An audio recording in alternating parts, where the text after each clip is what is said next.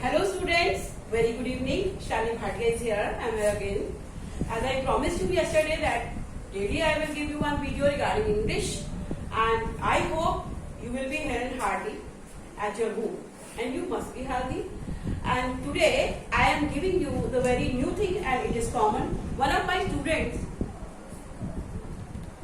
requested to me to make the video of subject verb concord.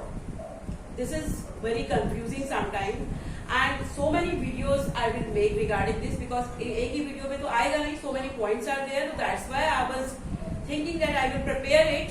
So today I prepared the video regarding subject verb concord. Let me tell you what is the meaning of concord. Concord का मतलब होता है agreement.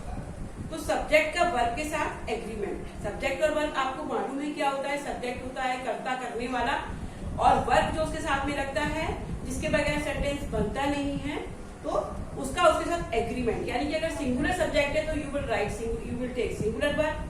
Plural subject है तो you will take plural verb.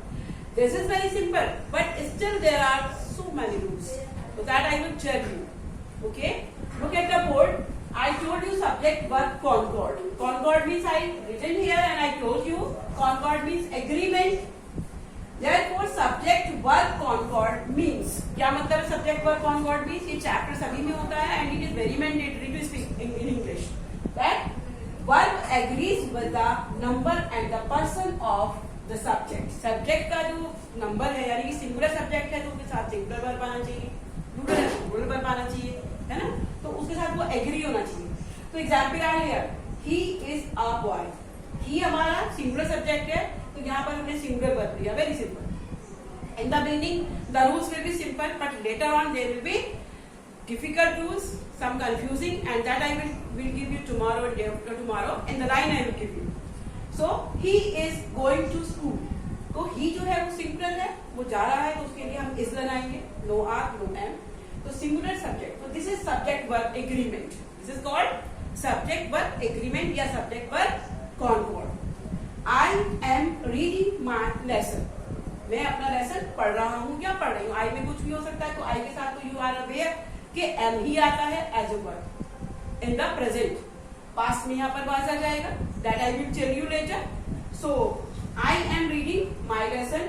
You are an amazing dancer. देखिए you को आप, we are not aware कि यू सिंगुलर के लिए लिया जा रहा है और प्लूरल के लिए लिया जा रहा है. यू में एक भी हो सकता है, दो भी हो सकते हैं, मोर देन टू भी हो सकते हैं. तो that's why we use always plural verb. Are, you के साथ आर यूज होता है, चाहे आप एक के लिए यूज करेंगे तब भी. तो you are an amazing dancer, तो यू के साथ आपने प्लूरल लिया. रवि एंड राजेश. देखिए see here, Ravi and Rajesh are playing. तो यहाँ पर क्या है, two persons are there. When the two persons या two subjects are joined by and, it means there we will take plural verb.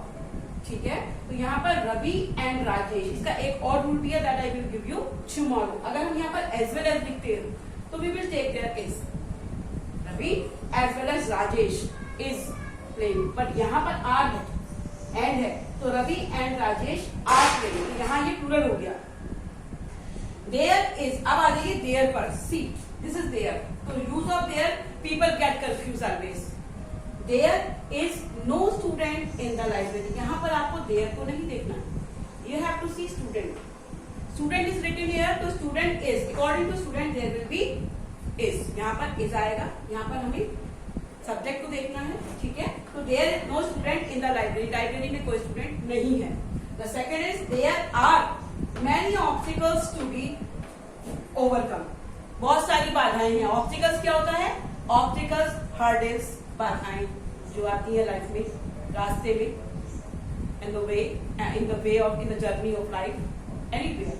तो देयर आर मेनी ऑब्स्टिकल्स. तो यहाँ पर आ क्यों आया? अकॉर्डिंग टू ऑब्स्टिकल्स आया, देयर की अकॉर्डिंग नहीं आएगा. तो देयर आर मेनी ऑब्स्टिकल्स, बाधाएं हैं बहुत सारी, टू बी ओवरकम, जो हमें ओवरकम करनी है, फेस करनी है. तो in bracket I have written obstacles are. तो you will see the main word subject. You will not see there. There वाले sentence में people get confused कि क्या लिखना है, कैसे आएगा वर्ब. तो we have to see the subject. According to student, there will be is. According to obstacles, they are in plural, so that there will be are. So that's it.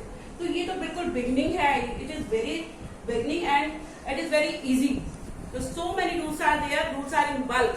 So I'll give you 4 or 5 videos at least in the line, and then you will be able to understand how to use subject with the verb and what is subject verb concord. Subject verb agreement होता है ये. Subject के साथ हमें according to subject हमें singular plural लेना पड़ता है. तो please watch it, listen it, go through it, and keep watching. And whatever is the requirement, just write the comment and subscribe my channel. And stay healthy, stay blessed. Bye bye. Good evening. God bless you all.